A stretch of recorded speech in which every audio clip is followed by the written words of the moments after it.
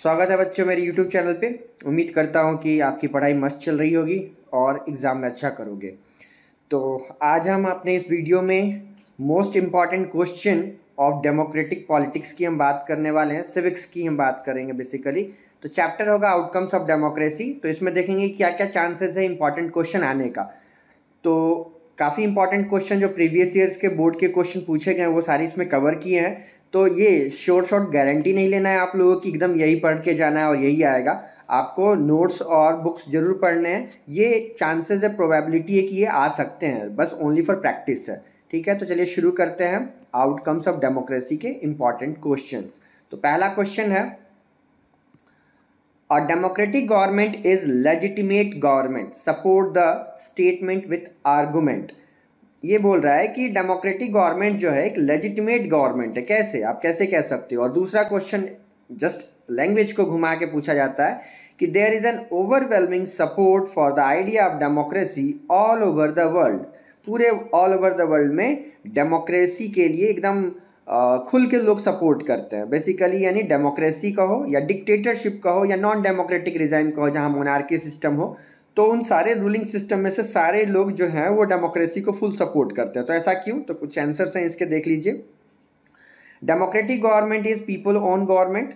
क्यों सपोर्ट करते हैं, क्योंकि उनको लगता है कि हमारी गवर्नमेंट है, क्योंकि हम इनमें लीडर चुनते हैं। To the people, by the people, for the people. और देखो यहाँ पे लिखा भी हुआ है कि there is an overwhelming support for the idea of democracy all over the world. क्यों, इसको कहने के पीछे एक रीज़न है कि बुक में एक तुम डेटा देखोगे कि साउथ एशिया कंट्री में एक सर्वे कराया गया जो हमारी नेबरिंग कंट्री है, जैसे इंडिया, श्रीलंका, बांग्लादेश, पाकिस्तान। तो इन देशों में एक सर्वे कराया गया कि लोगों से पूछा गया कि आपको कौन सा सिस्टम पसंद है, डेमोक्रेसी या नॉन डेमोक्रेसी या डिक्टेटरशिप। तो इसमें सबसे ज़्यादा जो वोटिंग मिली वो डेमोक्रेसी को। तो ये इसी डेटा के बेस पे ये कह रहा है कि ओवरवेलमिंग सपोर्ट है, मतलब हतोत्साहित, मतलब हद से ज़्यादा लोगों का सपोर्ट है, विश्वास है डेमोक्रेसी के ऊपर। तीसरा पॉइंट ये कह रहा है कि people wish to be ruled by representative elected by them. Peoples को अच्छा लगता है कि लोग उन्हीं के द्वारा रूल किए जाएं जिसको उन्होंने सेलेक्ट किया है। ठीक है, तो इसीलिए इसको सपोर्ट करते हैं। नेक्स्ट पॉइंट ये कह रहा है कि people also believe the democracy is suitable for their country. कुछ लोगों को ऐसा लगता है कि डेमोक्रेसी उनके देश के लिए बेटर है एज कम्पेयर टू डिक्टेटरशिप और monarchy system. And the last point is democracy ability to generate its own support is itself an outcomes that can not be ignored. Democracy का जो सिस्टम है, जो लोग सुनते हैं कि डेमोक्रेसी में लीडर हम खुद चुन सकते हैं, डेमोक्रेसी में सबको इक्वलिटी होती है, कोई छोटा बड़ा नहीं होता, सबकी वोट वैल्यू एक होती है, और पीपल्स जब भी चाहे लीडर्स को हटा सकती है और गवर्नमेंट पीपल्स के लिए काम करती है। तो मान लो कोई नॉन डेमोक्रेटिक कंट्री होगा, जैसे किम जोन उन का नॉर्थ कोरिया ले लो, ठीक है। तो वहाँ के जब लोग सुनते होंगे कि डेमोक्रेसी में ऐसा होता होगा तो कितना मस्त, मतलब उनको मज़ा आता होगा कि काश हमारे यहाँ भी डेमोक्रेसी होता। तो यानी डेमोक्रेसी जो फीचर्स है, जो उनकी एबिलिटी है डेमोक्रेसी में जो जो चीज़ होने की, तो अपने आप में ये एक लोगों को अट्रैक्ट करता है कि इससे बेटर तो कुछ हो ही नहीं सकता। तो ये कुछ आंसर्स हैं जो सपोर्ट करते हैं democratic government is a legitimate government. हाँ, एक चीज़ और कि लेजिटिमेट का मतलब क्या होता है, एक्सेप्टेबल। यानी लोगों को एक्सेप्टेबल क्यों है, यानी लोग अपनाना क्यों चाहते हैं। तो इन पॉजिटिव चीज़ें बतानी है डेमोक्रेसी की, तो इसीलिए लोगों को ये एक्सेप्टेबल है। ठीक है, तो समझ में आ गया होगा। आगे बढ़ते हैं। अगला क्वेश्चन ये कह रहा है कि how is democracy accountable and responsive to the needs and expectation of the citizens. तो यहाँ पे बताना है कि डेमोक्रेसी जो है अकाउंटेबल और रिस्पॉन्सिव कैसे है लोगों की डिमांड को लेके। तो अकाउंटेबल का पहले मतलब समझते हैं। अकाउंटेबल का मतलब होता है भरोसेमंद, यानी लोगों को बाकी रूलिंग सिस्टम, यानी जितने भी रूलिंग सिस्टम उसमें सबसे ज़्यादा भरोसा किसके ऊपर है, तो डेमोक्रेसी के ऊपर है। और लोगों को ये भी लगता है कि डेमोक्रेसी जो है मोर रिस्पॉन्सिव है। रिस्पॉन्सिव का मतलब कि यहाँ डिमांड हुई और वहाँ डिमांड फुलफिल हो गई। बच्चे ने डिमांड की और मम्मी पापा ने उसको पूरा कर दिया, तो कहेंगे पेरेंट्स कितने रिस्पॉन्सिव हैं।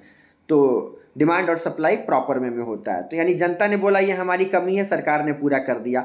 तो कहा जाता है कि डेमोक्रेसी जो है अकाउंटेबल भी है, भरोसेमंद भी है और क्विक रिस्पॉन्स भी देता है पीपल्स के नीड्स को लेके।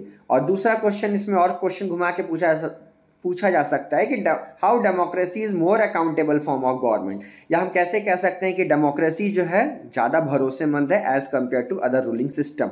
तो कुछ आंसर्स हैं इसके रिगार्डिंग कि इसमें regular free and fair elections होते हैं, मतलब सबको मौका मिलता है जीतने का, और जो पावर में उसको भी हारने का मौका मिलता है, मतलब वो भी हार सकता है और जो नहीं जीता है वो भी जीत सकता है। उसके बाद public debate on major policies and legislation, public में डिबेट होती है, जैसे लोकसभा राज्यसभा में डिबेट होती है कोई भी लॉ और लेजिस्लेशन बनाना हो तो। उसके बाद सिटीजन्स के पास राइट टू इन्फॉर्मेशन है, आरटीआई जिसको बोलते हैं, यानी गवर्नमेंट के कोई गवर्नमेंट से हिसाब ले सकता है जनता आरटीआई लगाकर, तो ये चीज़ है डेमोक्रेसी में। उसके बाद डेलिब्रेशंस एंड नेगोशिएशंस होते हैं यहाँ पे, यानी जो डिबेट्स होते हैं पब्लिक डिबेट्स या लोकसभा राज्यसभा में जो मुद्दों के ऊपर डिबेट्स होते हैं, तो जो रिप्रेजेंटेटिव क्या करते हैं on the behalf of public वहाँ पे डिस्कशंस करते हैं और नेगोशिएशंस करते हैं। नेगोशिएशंस मतलब उस कोई मतलब एक तरह से बार्गेनिंग कह सकते हो, तो बार्गेनिंग करते हैं कि ये होना चाहिए ये नहीं होना चाहिए और फिर कोई मिड पॉइंट निकलता है। तो ये सारी चीज़ें डेमोक्रेसी में होता है सिटीजन्स के डिमांड के अकॉर्डिंग। उसके बाद democratic government follow rules and procedures, democratic government जो रूल्स और प्रोसीजर्स को भी फॉलो करता है।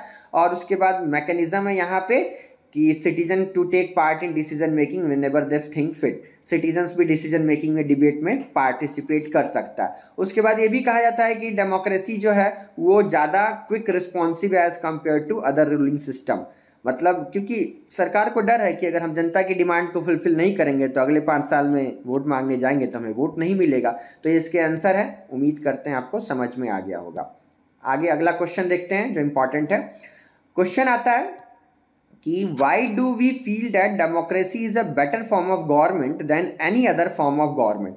अब देखो ये कह रहा है कि जितने भी गवर्नमेंट सिस्टम है उनमें से सबसे अच्छा डेमोक्रेसी क्यों है। उसके बाद एक और क्वेश्चन इसी को घुमा के पूछा जाता है कि how do we feel that democracy is better than any other form of government. Same वही है क्वेश्चन को, बस थोड़ा सा स्लाइटली डिफरेंस है कि डेमोक्रेसी क्यों बेटर है। तीसरा है कि democracy is more effective than its other alternatives, जितने भी अदर ऑल्टरनेटिव्स हैं चाहे डिक्टेटरशिप हो मोनार्की हो तो उनसे बेटर कौन है, डेमोक्रेसी है। तो क्यों, तो देखिए ये 5 पॉइंट है और मैं कहना चाहूँगा कि ये 5 पॉइंट एकदम दिमाग में सेट कर लीजिए आप लोग, काफ़ी इंपॉर्टेंट है। क्योंकि अगर कभी भी पूछा जाए कि अकाउंटेबल क्यों है, लेजिटिमेट क्यों है, रिस्पॉन्सिव क्यों है, यानी हम पॉलिटिकल आउटकम्स की जब हम बात करेंगे तो तीनों क्वेश्चन में हम इन 5 पॉइंट को यूज़ कर सकते हैं। एक तरह से रामबाण है ये 5 पॉइंट, तो कभी भी आपको एग्जैक्ट पॉइंट्स नहीं आए तो इन पॉइंट्स का हम इस्तेमाल कर सकते हैं। तो यानी पॉजिटिव पॉइंट है डेमोक्रेसी की तारीफ के पुल बांधने में, जितने भी आप तारीफ कर पाओ डेमोक्रेसी में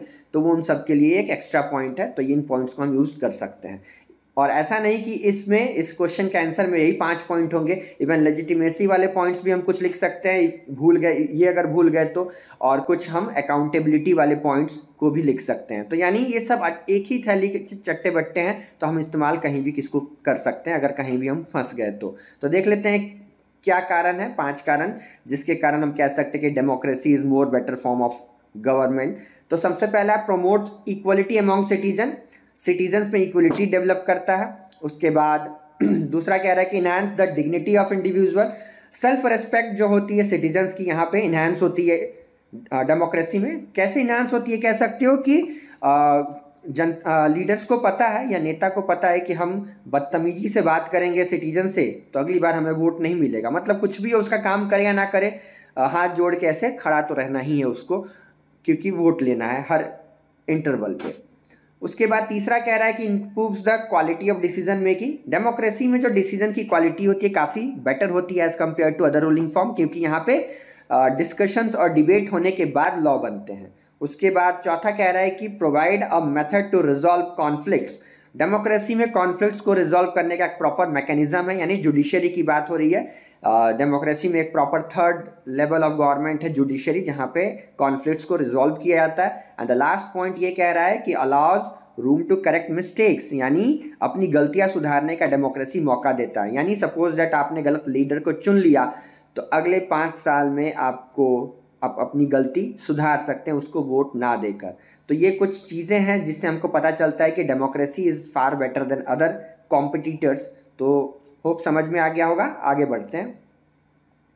देखो अभी जस्ट मैंने जो बात की कि जब भी पॉलिटिकल आउटकम्स की बात होगी तो ये 3 वर्ड्स हम डिस्कस करेंगे, यानी क्वेश्चन आ सकता है कि पॉलिटिकल आउटकम्स को डिस्कस करो, तो 3 पॉइंट में आपको बताना है। अकाउंटेबल यानी कैसे डेमोक्रेसी भरोसेमंद है, उसके बाद रिस्पॉन्सिव कैसे डेमोक्रेसी क्विक रिस्पॉन्स करता है जनता की डिमांड को लेकर, और लेजिटिमेट क्यों डेमोक्रेसी एक्सेप्टेबल है। तो यानी सारी अच्छी अच्छी बातें करनी। अभी जस्ट हमने 5 पॉइंट देखे, उन 5 पॉइंट को भी यूज़ कर सकते हैं, और शुरू के फर्स्ट और सेकंड क्वेश्चन जो देखा इस अभी के वीडियो में, तो उन पॉइंट्स को भी हम यूज़ कर सकते हैं। तो सारे मिक्सअप करके इन 3 पॉइंट्स के ऊपर हमको इस क्वेश्चन में बात करना है।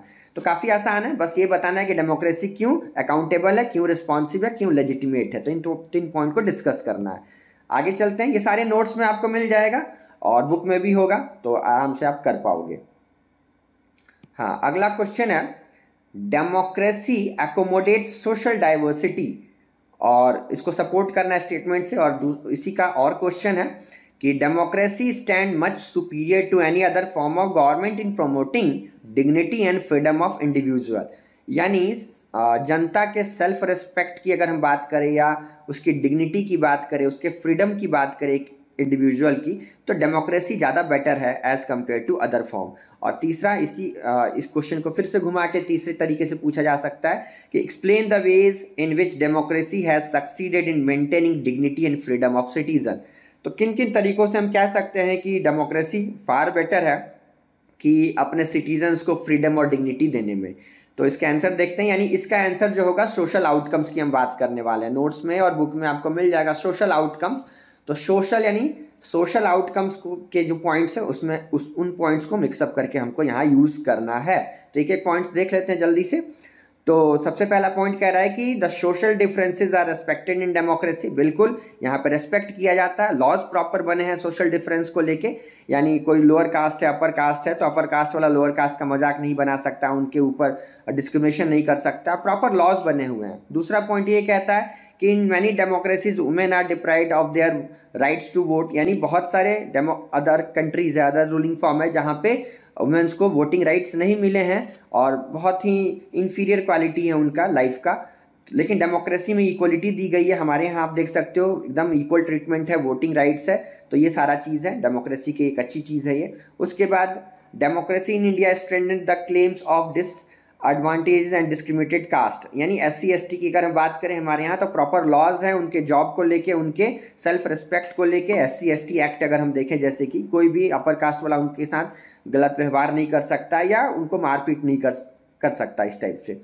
तो यानी प्रॉपर लॉज बने हैं, कहने का मतलब। उसके बाद नेक्स्ट पॉइंट है, in democracy all adult citizen have the right to vote. यानी सबको बराबर वोटिंग का अधिकार है।